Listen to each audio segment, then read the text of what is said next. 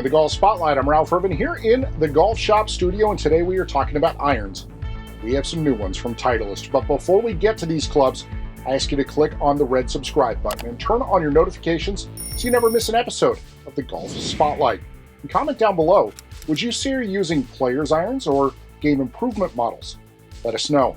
But now let's get to these irons as Titleist has launched the new T200 series.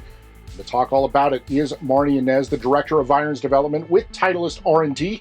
Marnie, thanks for joining us once again. Hey, it's great to be here. Thanks for having me.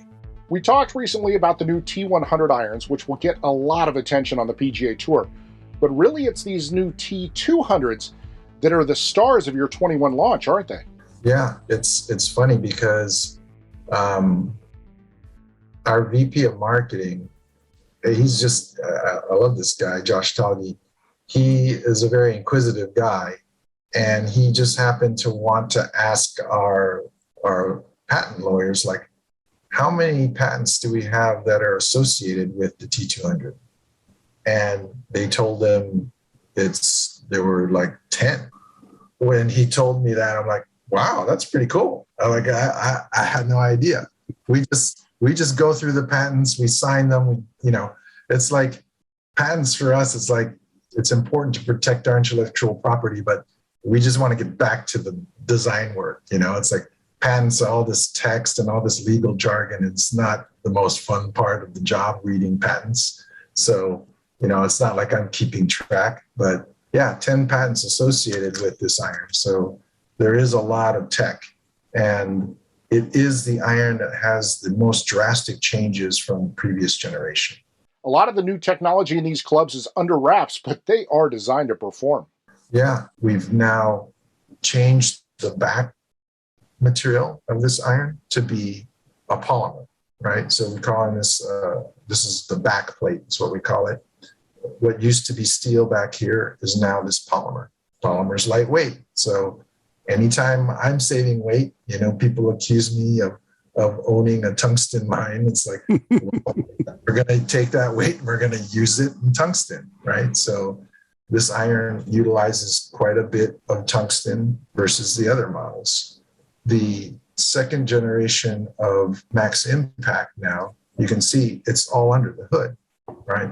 Before we had the T200, you could see the cap where the polymer core goes in, but now everything's under the hood. That's part of the feedback. It's like, we don't need to see it. And our VP of Marketing will admit the desire to want to put that on the club to help golfers, get excited about it, maybe wasn't the best call, right? And so this one is very clean. There's no more visible technology on the back of this iron. But what everybody knows, and what I said to Josh and his team, is like, well, you guys, through all the media and everything, can show them. If it's a commercial or a video, whatever, you're going to have the exploded thing coming apart and showing them all the beautiful stuff that's in there.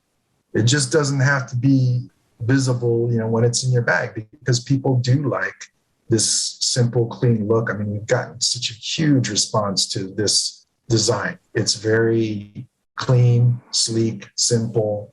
That seems to be what our players want in this category.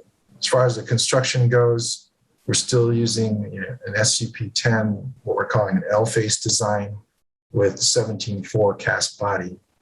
And again, the Max Impact integration into that casting is very critical, right? So making the casting, being able to integrate that support into the casting and do it in a manner that allows us to save weight and still have high MOI and CG placement. That's really the challenge. But, the team rose to the challenge, and here we are. The product's being received like we hoped it would. And you really expect that these longer irons are going to be able to fulfill a utility role for PGA Tour players and lots of players overall, right?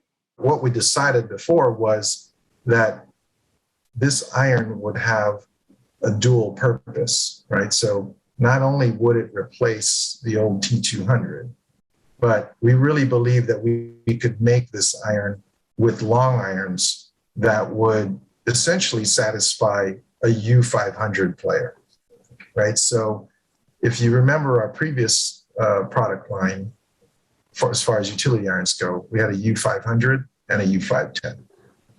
This generation, there's only one. We have a U505, which we'll talk about later, I'm sure. But this T200 long iron here, we see this as becoming the number one utility iron on tour. I think it's close now, and it's going up in numbers for sure. It is a construction where we've shortened the blade length versus the current T200, right? So the feedback that we've gotten was, hey, the long iron's a little bit long, right? A little bit more offset than our target player would prefer. So we've shortened the blade length, we've reduced the offset. The offset of this club actually now matches the T100S and the T100, so it's got a similar offset profile to it.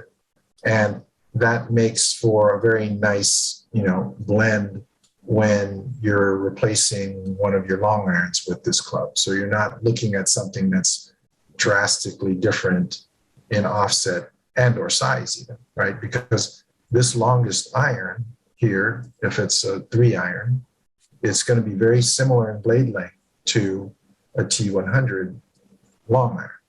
The difference here is that the mid and short irons are slightly larger than you would see in a T100S or T100.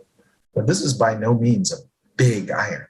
The test profile, though, the top line is a little bit wider, and some people in this category are definitely okay with that.